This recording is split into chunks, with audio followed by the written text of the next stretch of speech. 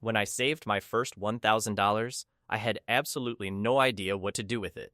So I did the worst thing possible. I did nothing.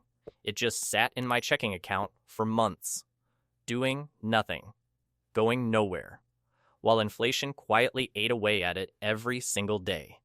And when I finally decided to do something with it, I almost put it in the wrong place entirely. Here's the truth. Most beginners either freeze when they get their first $1,000, or they rush and put it somewhere that hurts them more than helps them. Today, I'm giving you the roadmap I wish I had at the beginning.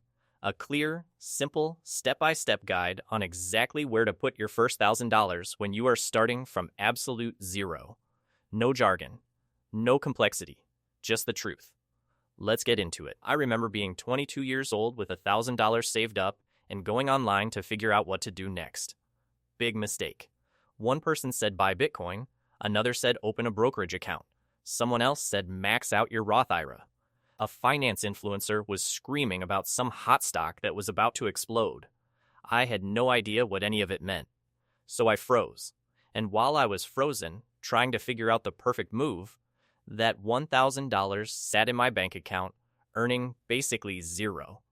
Meanwhile, my credit card had a balance with 22% interest quietly growing in the background. I was trying to invest while debt was bleeding me dry. That was my first mistake, and it cost me more than $1,000 before I figured it out. I don't want that to be your story. So before we talk about where to put your money, let's talk about what you need to do first.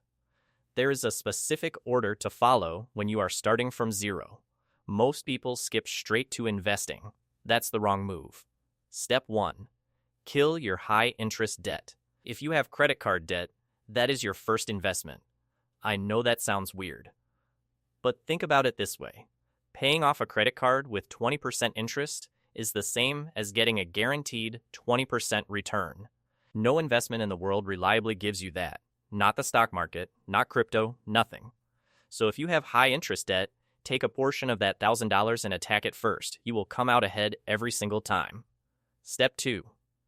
Build a small emergency buffer. Before you invest a single dollar, you need a safety net. At least $500 to $1,000 sitting somewhere accessible. Why? Because life happens. Your car breaks down. You get a surprise bill. If you have no emergency fund, you will pull money out of your investments at the worst possible time.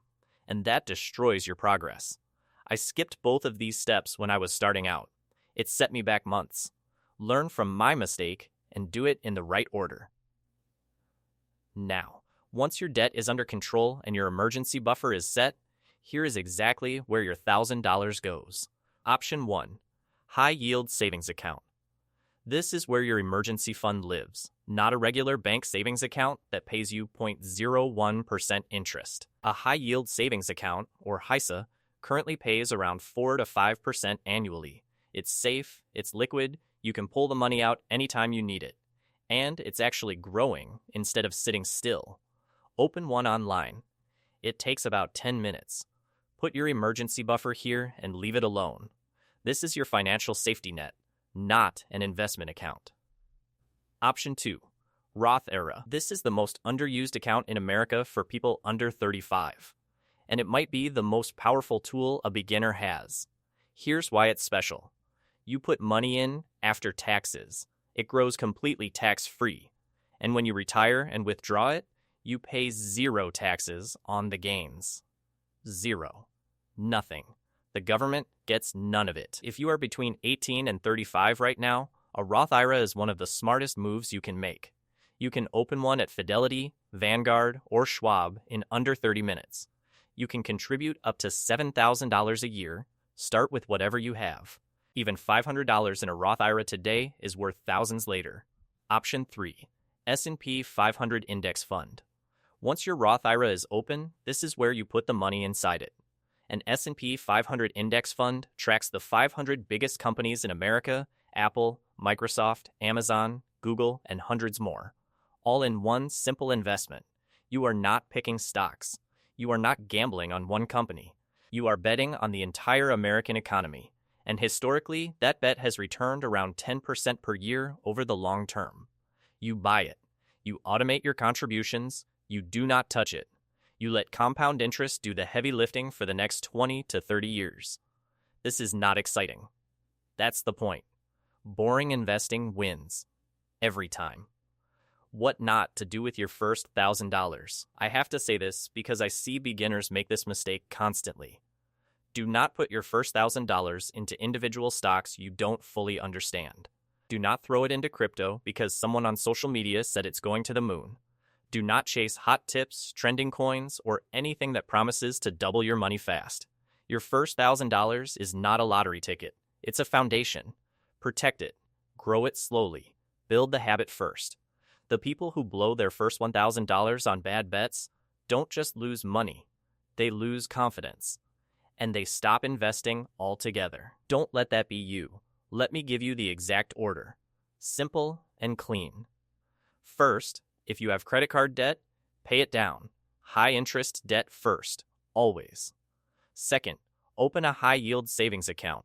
Put $500 to $1,000 in it as your emergency buffer. Do not touch it unless it's a real emergency. Third, open a Roth IRA. Takes 30 minutes online. Put the remaining money into an S&P 500 index fund inside that account. Fourth, automate it. Set up an automatic transfer every single month, even $50, even $100. The amount matters less than the consistency. Fifth, leave it alone. Check it once a quarter if you must, but stop watching it every day. The market will go up, it will go down. Stay the course. This is the exact blueprint I wish someone had handed me at 20 years old. It is not complicated, it is not glamorous, but it works. And it has worked for decades. Let me be straight with you for a second. The biggest threat to your first $1,000 is not a market crash. It's not inflation. It's not even a bad investment. It's hesitation. Every month your $1,000 sits in a regular checking account, it loses purchasing power. Inflation runs at 3 to 4% a year. That means your money is quietly shrinking while you wait for the perfect moment. There is no perfect moment. There is only now. You don't need to know everything before you start. I didn't. Nobody does. You learn by doing. And the cost of waiting is always higher than the cost of starting imperfectly. Your first $1,000 is not just money. It's a decision. It's the moment you choose to stop being passive about your future and start being intentional. Make that decision today, not next month, not when things calm down. Today. Your first $1,000 is not a small thing. It is the foundation of everything you will ever build financially. Ryan from our last video started at 25 and had $765,000 by 45. It all started with a decision exactly like the one you are facing right now. So I want to ask you one question, and I want your honest answer in the comments. Right now, is your first $1,000 sitting in a bank account doing absolutely nothing? Or is it already out there working for you? Drop a comment if it's still sleeping in your bank. Drop a comment if it's already invested and growing. No judgment either way. This is a safe space. But I want you to see how many people are in the same boat as you and how many have already made the move. And if this video gave you clarity, if it cut through the noise and actually showed you what to do, subscribe to Jack Invests. Every single week, we break down money in a way that actually makes sense for real people starting from zero. Next week, I'm covering the one account most young people completely ignore and how it could save you tens of thousands in taxes over your lifetime. You will not want to miss that one. See you there.